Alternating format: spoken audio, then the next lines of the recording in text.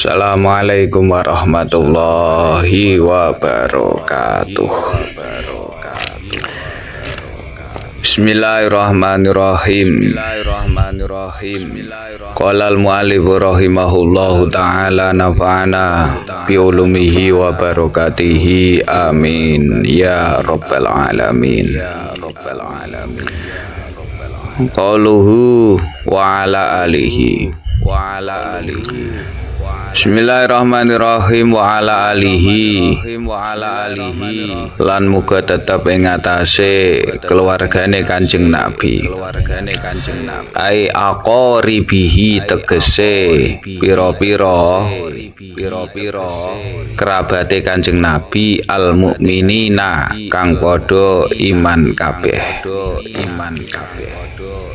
Min Bani Hashimin bayane sangking Bani Hashim wal Mutallibi lan Bani Abdul Muthalib.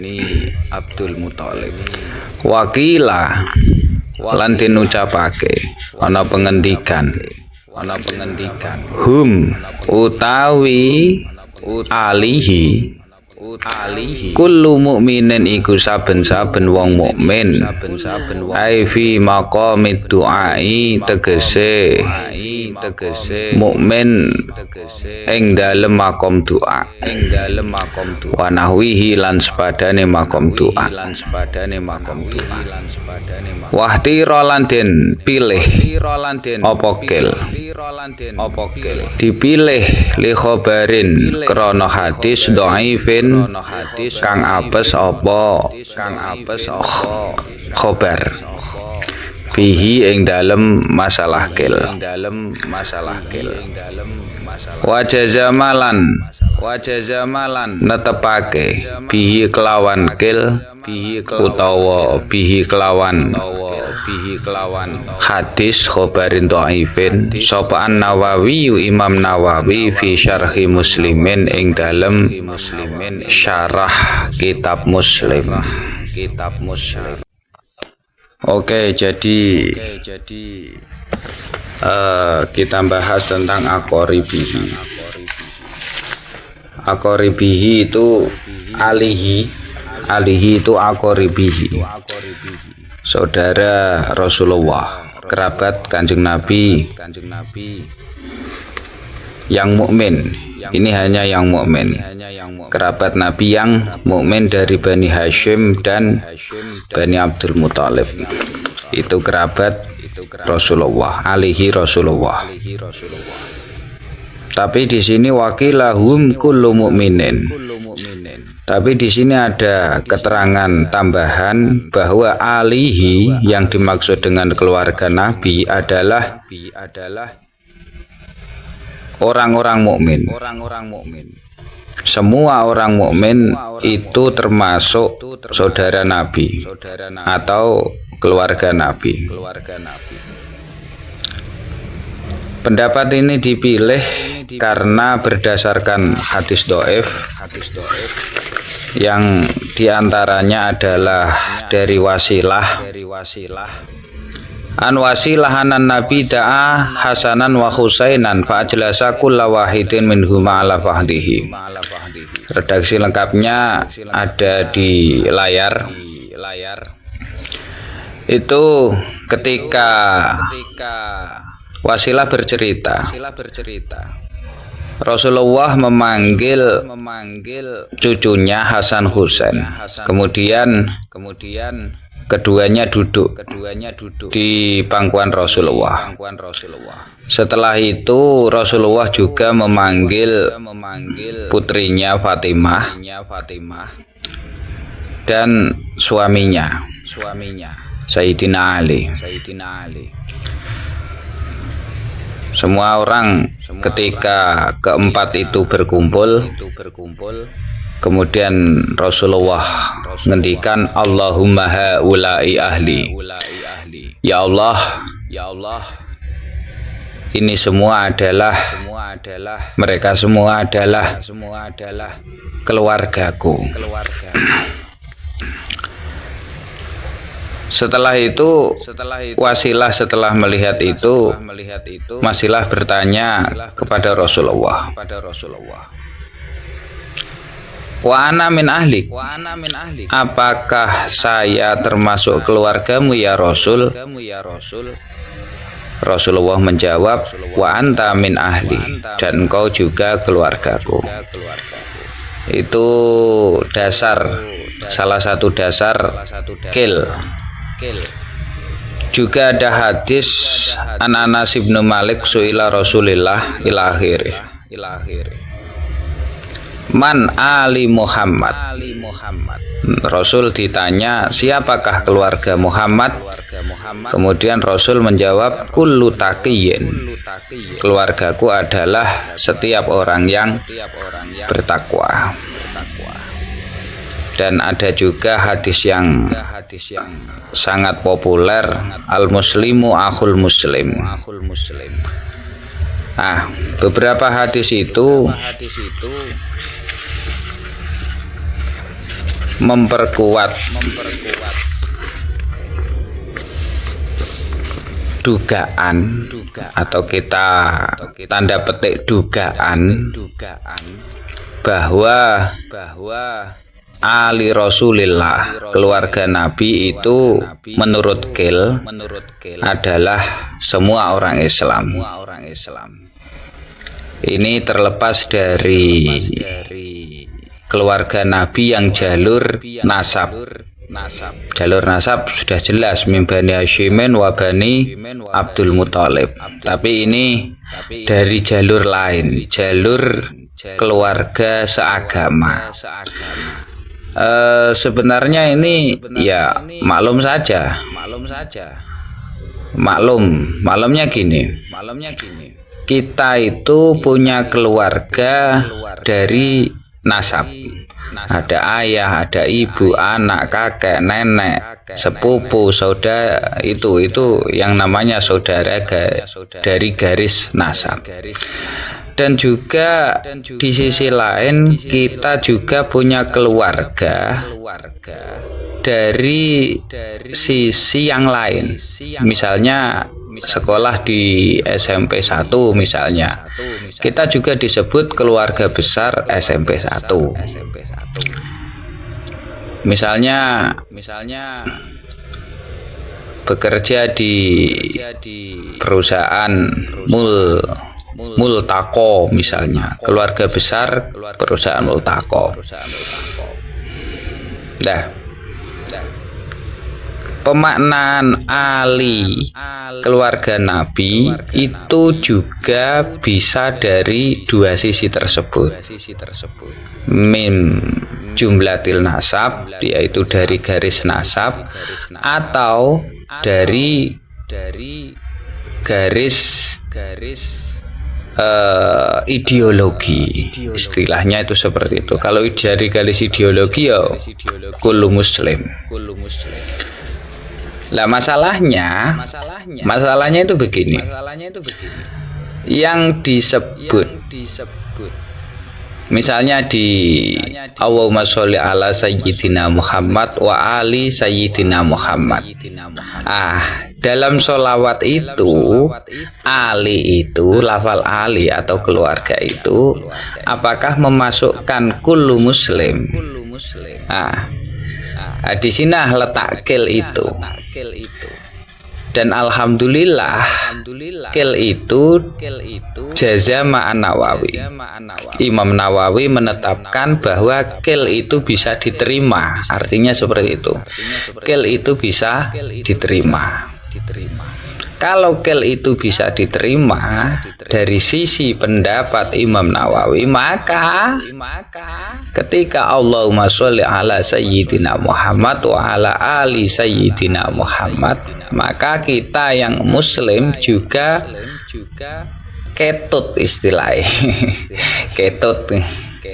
Ketut didoakan dalam wa ala ali sayyidina Muhammad. Ya tentu saja karena saya tidak punya garis keturunan Rasul bin Nasabin, ya saya ngikuti pendapat Imam Nawawi agar ketika ada sholawat dibaca atau lainnya sesebutan keluarga Nabi, saya juga ketut. Nah, itu kan enak. Sama-sama didoakan. Kita mendoakan juga didoakan. Wa sahbihi lan terusannya wa ala alihi wa sahbihi lan ing atase sahabate Kanjeng Nabi, wa huwa utawi lafal sahbihi iku ismu jam'in, isim jamak li sahibin maring kedue lafal sahib bimakna sahabi kelawan nggunakake makna sahabi wong sing ngancani. Wa utawi sahbi utawa sahibin man iku wong ijtama kang kumpul sapa man mukminina halih padha iman kabeh binabiyina kelawan nabi kita rupane Kanjeng Nabi Muhammad sallallahu alaihi wa alihi wasallam. Lah di sini ada alihi lagi. Semoga kita kalau kita ngikuti Jazama An-Nawawi kita ketut. Lah sahbi itu walau amalan senajan buta sapa wong wa ghairu mumayyizin lan durung mumayyiz sapa wong iku tetap disebut sahabat. Sahabat itu orang yang kumpul. Orang yang kumpul dan beriman kepada Rasulullah. Kumpul ya pernah bertemu, itu artinya bertemu Rasulullah dan mukmin, walaupun dia berstatus buta ataupun belum tamyiz. Yang tidak kumpul, yang tidak pernah bertemu Nabi walaupun syariatnya sampai, misalnya di negeri yang sangat jauh, Habasyah, Yaman ataupun lainnya, itu tidak disebut sahabi karena tidak kumpul, tidak ijtama'a. Ataupun orang-orang Mekah sendiri yang walaupun kumpul dengan Rasul tapi tidak beriman juga tidak disebut sahabat. Makanya tidak ada yang namanya sahabat Abu Jahal, tidak ada, karena tidak beriman. Sifate alihi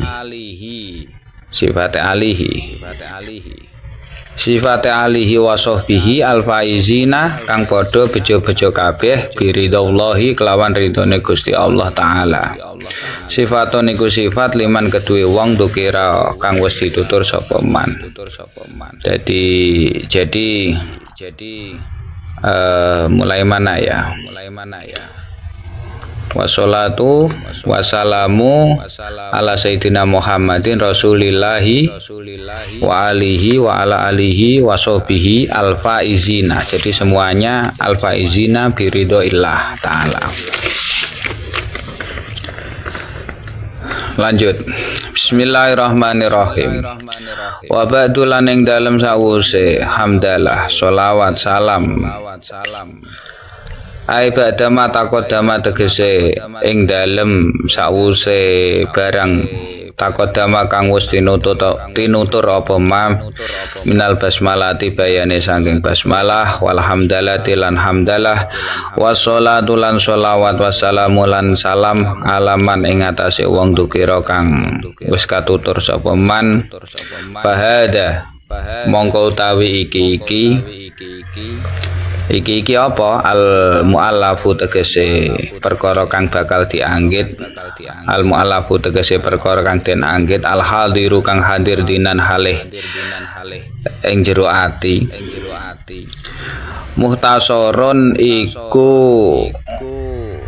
ringkesan. Kolla tegese utawi muhtasar kolla iku kidhi apa lafdhuhu lafale muhtasar wa kasura lan akeh apa maknane muhtasar. Ai huwa tegese utawi muhtasar minal ikhtisari iku tetep saking masdar ikhtisar. Jadi ini diambil dari hoyai, maksudnya ringkasane. Mukhtasar fil fikih ing dalem babakan ngilmu fikih. Wa utawi al fikhi lughatan ing dalem cara lughat iku al fahmu faham. Wastilahan utawi fikih ing dalem bangsa istilah iku al ilmu ngaweruhi bil ahkami syariati kelawan pira-pira hukum syara. Al amaliyati kang bangsa amaliyah penggawean, al muktasabi kang den jupuk min adillatiha saking pira-pira dalile syar'iyah, at-tafsiliyati kang bangsa terperinci-perinci. Jadi fikih itu adalah ilmu yang menjelaskan hukum-hukum syara yang berupa amaliyah. Maksudnya dohir. Amaliyah itu maksudnya dohir. Kalau nanti batin ada ilmunya sendiri, ilmu tasawuf yang dalilnya sudah diambil secara terperinci. Wastimdaduhu tawi istimbate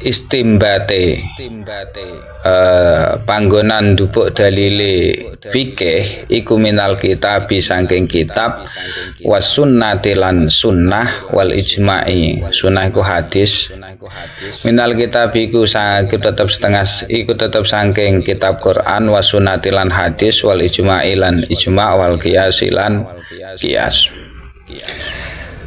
Nanti ketika kita sampai dalam pembahasan fikihnya, maksudnya bab-bab fikihnya setelah pembukaan ini, kita akan coba mencari dasar Quran, hadis, ijma' qiyasnya dari hukum yang ada. Semisal Sholat itu wajib bagi mukallaf. Coba kita nanti cari dasarnya wajib bagi mukallaf itu Qurannya mana, sunnahnya mana, atau ijma' qiyas kalau ada. Istilahnya merunut hukum yang sudah jadi, diudari lagi dari asal muasal hukum tersebut. Istilahnya seperti itu. Tapi ya kalau mampu, kalau nanti tidak mampu ya tidak tahu. Ya coba saja nanti. Wa faidatuhu tawi faidai fikih iku imtisalu awamirillahi ta'ala, nglakoni pira-pira perintah Allah Ta'ala wajtina binawahihi lan ngedoi pira-pira larangane Gusti Allah Ta'ala. La fil fikhi iku ala madhabil imami ing atase madhabi imam Asy-Syafi'i kang bangsa Syafi'i rahimahullahu ta'ala. Ala madhabil imami al-mujtahidi kang bergelar mujtahid Abi Abdillah ibni Muhammad ibni Idris, rupane Abi Syekh Abi Abdillah Muhammad bin Idris Asy-Syafi'i rahimahullahu ta'ala. Apa itu ya, jadi jenengane nama asli Imam Syafi'i iku Muhammad bin Idris. Warodialan muga-muga ngridonihu ing Imam Syafi'i sapa anhu saking Imam Syafi'i aima dhahaba ilahi minal ahkami saking pira-pira hukum bil masail ing dalam pira-pira masalah. Idrisun utawi Idris iku waliduhu bapak Imam Syafi'i. Ya Idris iku Ibnu Abbasin, ibnu anake Abbas, Ibnu Utsman, Ibnu Syafi', Ibnu Sa'ib, Ibnu Ubaid, Ibnu ibnu Yazid, ibnu Abd, ibnu Yazid, ibnu Hashim, ibnu Abdul Muthalib, ibnu Abdi Manaf. Ini sampai di Abdi Manaf. Abdi Manaf itu kakek ketiganya Rasulullah, Muhammad bin Abdullah bin Abdul Muthalib bin, lupa saya, kok lupa aku gimana. Nah ini, ini nggak boleh lupa, ini bagannya. Muhammad bin Abdullah dan seterusnya, nanti ketemu nasabnya di Abdi Manaf dengan Imam Syafi'i. Wa Syafi' utawi Mbah Syafi' Muhammad bin Idris bin Abbas bin Utsman bin Syafi'. Lah iku wa Syafi' utawi Mbah Syafi' wa huwa ya Mbah Syafi' iku alladzi wong yunsabu kang den bangsake ilahi maring Mbah Syafi' sapa al imamu Imam Syafi'i, utawa imam ya Imam Syafi'i lah. Ora apa nyebut Imam Muhammad bin Idris ya bingung lagi. Al imamu sapa Imam Syafi'i. Wa aslamalan mlebu Islam sapa huwa Mbah Syafi' wa abuhu lan bapake Mbah Syafi' ya asaibu rupane Mbah Saib yauma Badrin ing dalem dinane perang Badar. Jadi bapake mbae sing jenengan, jadi kakek buyutnya, kakek buyut atau kakek apa yang buyut. Kalau istilah Jawa mungkin ada, kalau Indonesia sulit. Jadi Syafi', Mbah Syafi' dan bapaknya Mbah Syafi' yaitu Mbah Saib itu masuk Islam ketika perang Badar. Jadi beliau berdua jika ijtama'a bi Rasulillah mukminina, pernah berkumpul dengan Rasul dan beriman, maka keduanya itu masuk golongan sahabat. Jika memenuhi syarat ijtama'a mukminina binabiyina. Ulida den lahirake sapa imamuna imam kita, tegese Imam Syafi'i radhiyallahu anhu sanata khamsina ing dalem tahun 50 wa miatin lan 150 Hijriah. Tuwufiyalan den pundut utawa nak bahasa kasare dipateni. Watu fiyalan kapundhut sapa imamuna yaumal jumu'ati ing dalem dinane Jumat sal kharaja ing dalem akhire wulan Rajab sanata arba'in ing dalem taun 4 wa mi'ataini lan 200 lahire 150. Berarti umurnya berapa ini berarti? 54 tahun. Umur Imam Syafi'i 54 tahun. Oke. Lanjut. Wasamaitu hulan ngarani sapa ingsun ing kitab. Bi qurratil aini kelawan aran qurratil ain bi bayani muhimmati ahkamiddin intakhattuhu. Wahada utawi iki iku asyarhu syarah minal kutubi sangking pira-pira kitab al mu'tamadati kang muktamad li syaikhina kedue guru kita khatimatil muhaqqiqina ya pungkasane ulama muhaqqiqin Syihabuddin Ahmad bin Hajarin Al-Haytami ya Syekh Syihabuddin Ahmad bin Hajar Al-Haytami wa baqiyatul mujtahidin lan sekerine pira-pira mujtahid Maksudnya bukan mujtahid mutlak ya, mujtahid fatwa atau apa ya. Misla Wajihuddin Abdurrahman bin Ziyad Al-Zubaidi halih sepadane Syekh Wajihuddin Abdurrahman bin Ziyad Az-Zubaidi radhiyallahu anhuma wa syaihi masyayikhina lan gurune guru kita Syekhul Islamil Mujaddid Zakaria Al-Ansori hiya Syekhul Islam Al-Mujaddid kang duweni gelar Mujaddid Zakaria Al-Ansori.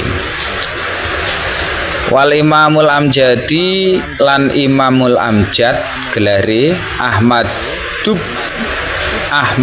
Al-Muzajjad Az-Zubaidi. Rupane Ahmad Al-Muzajjad Az-Zubaidi rahimahumallahu taala. Wa ghairihim lan liyane karone papat iku mau. Ini tadi yang disebut 4. Min muhaqqiqil mutaakhirina saking pira-pira ulama muhaqqiqine bangsa zaman akhir, generasi akhir. Mu'tamidan hale tetanggenan alama ing atase dawuh-dawuh utawa kitab jazama kang wis netepake bihi ing mas sapa syekhuna guru kita al-madhabi kang dadi mujtahid madhab an-Nawawi rupane Imam Nawawi war Rafi'i lan Imam Rafi'i. Pan Nawawi namangka utawi Imam Nawawi iku fa muhaqqiqul mutaakhirina dadi pira-pira ulama dadi salah sijine ulama muhaqqiqil mutaakhirin radhiyallahu anhum. Aniku rojian halih wong kang ngarep-ngarep mirabina dadi ngarang niku rojian halih ngarep-ngarep mirabina sanging pangeran kita Ar-Rahmani kang maha welas ngarep-ngarep ayan tafi'a ing yen toh paring manfaat sapa Allah bihi kelawan kitab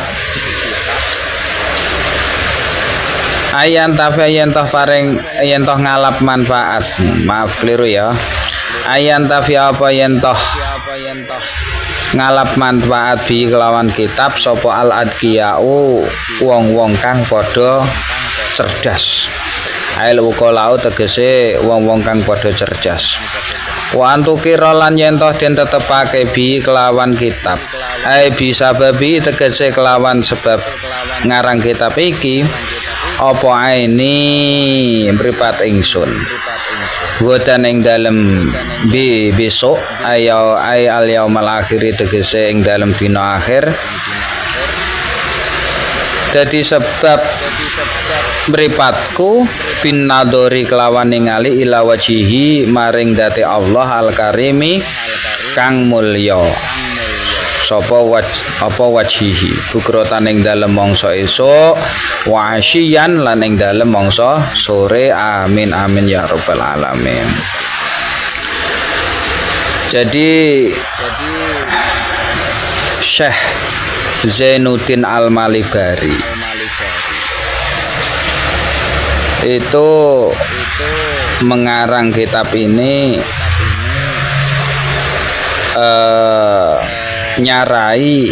mensyarai kitab gurunya Syekh Ahmad bin Hajar Al-Haytami. Syekh Zainuddin Al-Malibari itu orang India, Kerala India. Malibar itu salah satu tempat di India. Kalau sekarang Kerala India. Lahir sekitar tahun 911 Hijriah. Di antara sanad keilmuan beliau bisa dilihat di layar, yaitu Syekh Nuruddin Araniri, ulama Gujarat. Terus ada Syekh Qadhi Husain Al-Hindi, terus ke atas Imam Ibnu Hajar Al-Haytami, ini guru, termasuk guru langsungnya. Imam Ibnu Hajar Al-Haytami punya guru Imam Syihabuddin Ar-Romli, Imam Zakaria Al-Ansori, dan seterusnya, nyambung keilmuan semuanya sampai ke Imam Syafi'i. Tentu saja Imam Syafi'i itu nyambung keilmuannya sampai Rasulullah. Jadi secara sanad itu hampir sama dengan ulama-ulama Indonesia, yang muara akhirnya adalah di Asy-Syafi'i, Imam Syafi'i, dari pembahasan ilmu fikih. Dan memang Syekh Zainuddin ini mengarang mensyarahi kitab Qurratul Ain dengan syarahnya Fathul Mu'in itu secara apa ya, kitab Fathul Mu'in itu banyak digunakan referensi untuk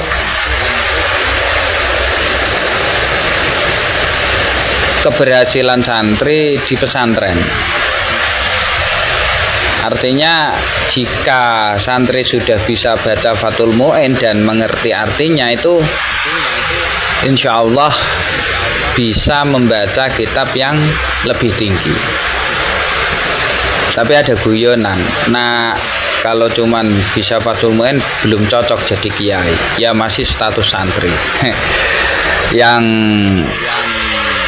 yang kelasnya kiai itu standarnya memang ya harus tinggi, karena statusnya kiai itu harus bisa baca Ihya Ulumuddin. Walaupun Mu'in itu ada kesan apa ya, baca Mu'in itu beda dengan Fathul Qorib atau Fathul Wahab, ada kesan rujuk-rujuknya itu agak lain, agak beda modelnya. Tapi tetap saja tidak lebih sulit daripada membaca Ihya Ulumuddin. Oke, itu dulu. Sampai ketemu kembali. Walafu minkum, jika ada yang salah mohon dikoreksi. Walafu minkum. Wassalamualaikum warahmatullahi wabarakatuh.